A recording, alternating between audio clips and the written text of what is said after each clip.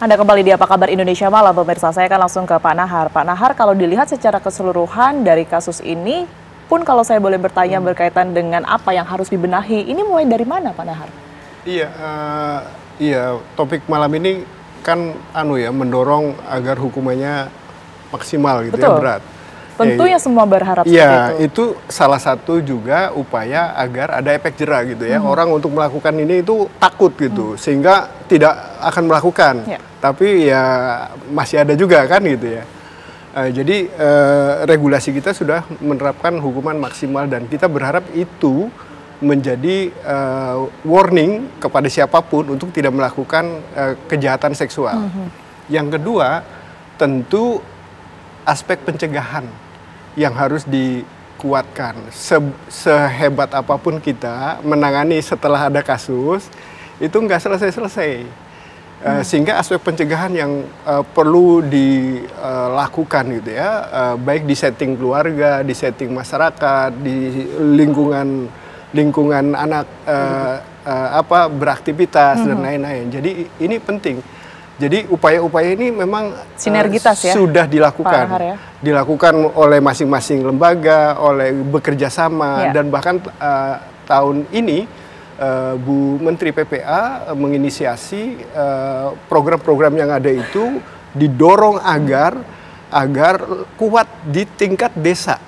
Jadi di tingkat paling dekat dengan keluarga, dengan masyarakat, dengan anak-anak, itu programnya dikuatkan melalui ruang bersama Indonesia itu. Lalu kemudian yang ketiga tentu upaya-upaya pencegahan yang berkaitan dengan sosialisasi, memberikan pemahaman tentang bahaya-bahaya yang harus dicegah untuk tidak dilakukan, itu terus dilakukan. Tapi yang paling penting juga aspek yang ketiga, bahwa ketika anak menjadi korban itu harus ditangani secara tuntas, nggak bisa hanya separuh-separuh.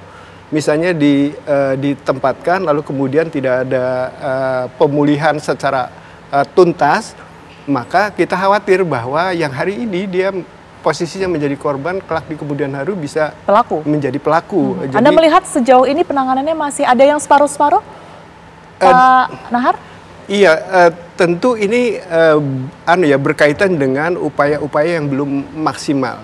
Sehingga contoh misalnya yang dilakukan oleh teman-teman di Kupang, di NTT dan Kupang, maka ketika misalnya ini masuk ke proses hukum, lalu kemudian unit PPA di Polda itu udah otomatis dia menggandeng UPTD Perlindungan Perempuan dan Anak untuk mendampingi anaknya. Proses hukumnya oleh APH, tapi korbannya didampingi oleh UPTD.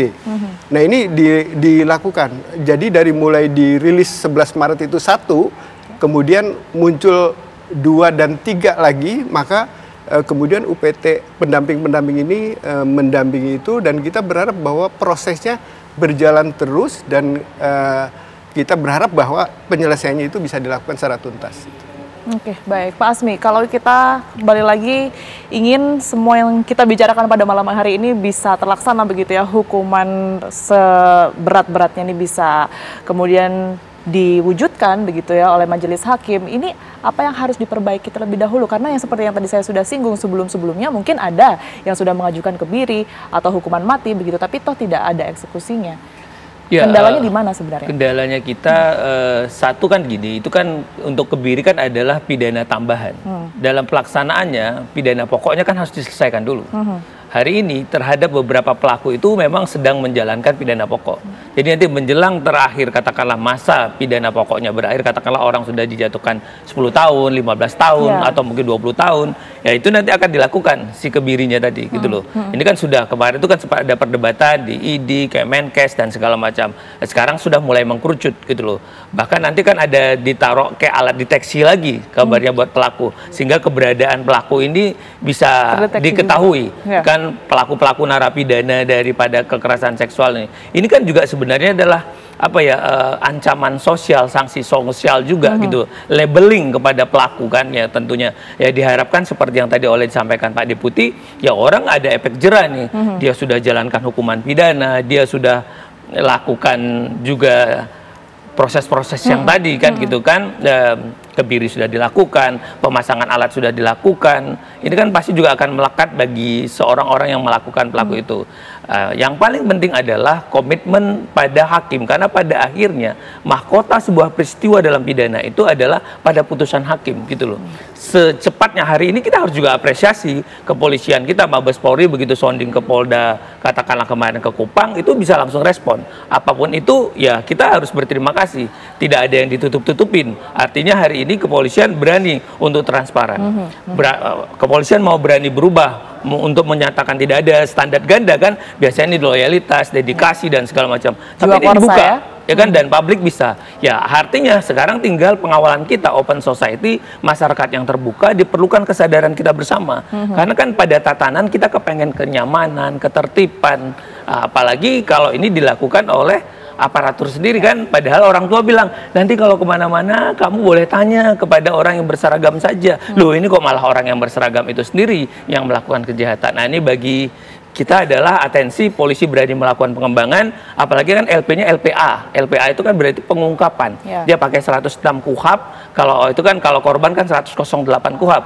Ini adalah pengungkapan yang dilakukan oleh kepolisian. Jadi ini juga layak diapresiasi bahwa polisi berani untuk membuka kasus ini. Oke, baik. Terakhir Bu Ai, kalau kita lihat tadi Bu Ai sudah menyinggung ini keberulangan sebenarnya yang kemudian menjadi permasalahan. Kalau tadi sudah diberikan semacam rekomendasi juga dari PPPA begitu ya. Kalau dari KPAI sendiri rekomendasinya berkaitan dengan agar ini tidak terulang lagi dan efek jerahnya memang betul-betul berjalan begitu. Ini bagaimana? Ya, karena seluruh hal yang hari ini kita soroti ya, dari mulai situasi anak, betul tadi di UPTD PPA ya di Kupang memang sudah dilakukan intervensi rehabilitasi misalnya, tapi jangan lupa anak ini juga akan mendapat hak restitusi. Nah ini juga yang sedang kami koordinasikan dengan LPSK misalnya, Lembaga Perlindungan Saksi dan Korban, karena di mana kejahatan seksual ini kejahatan serius, kita tidak bisa mengukur dia akan kondisi pulihnya apakah dalam 3 bulan, 6 bulan dan lain sebagainya, tetapi intervensi dan memang dia dijamin untuk penyembuhan, pemulihan ini yang juga kita jangan lupa di aparat penegak hukum, baik dari tingkat kepolisian, nanti jaksa maupun hakim, itu harus mencantumkan ya hak anak-anak ini untuk restitusi atau ganti kerugian. Nah, ini tentu yang akan terus kami awasi di samping rehabilitasi sosial. Nih, di aspek penegakan hukumnya yang saya kira semua mata sudah memandang, betul saya juga mengapresiasi transparansi ini karena juga kesimultanan yang cepat ya, dari mulai etik sudah ditemukan ini adalah kejahatan berat gitu, dari mulai narkobanya sudah terungkap, kemudian kejahatan seksual, dan satu lagi saya kira ini berbasis elektronik. Sekali lagi saya ingatkan pada kepolisian, mari juga kita buka terang benderang, karena tidak boleh ada presiden apapun, dan bahkan motif, apakah motif menjual belikan konten porno ini salah satunya juga bukan ya, ini masih bertanya-tanya, dan tentu ini menjadi alarm yang sedemikian keras bahwa kita dengan negara lain itu terkoneksi secara satelit digital ya, sehingga ini tidak bisa dianggap hal yang remeh gitu ya, harus didalami dan kemudian dilaporkan kembali ke publik. Nah, tentu ini yang menjadi sorotan kami supaya publik juga tetap memberi kontrol sama-sama. Baik, sinergitas yang kita perlukan begitu ya. Bu Ai, terima kasih banyak atas waktu dan juga penjelasannya pada malam hari ini. Pak Ising, terima kasih banyak. Pak Nahar juga. Dan kita harapkan ya tentunya agar semuanya ini berjalan dengan sebagaimana mestinya, karena memang dengan adanya kasus ini sendiri, institusi Polri ini juga mau tidak mau tetap tercoreng begitu ya namanya. Tidak semua polisi melakukan hal ini, tapi otomatis dengan adanya kasus ini semuanya jadi buruk begitu citranya begitu ya. Terima kasih banyak sekali lagi.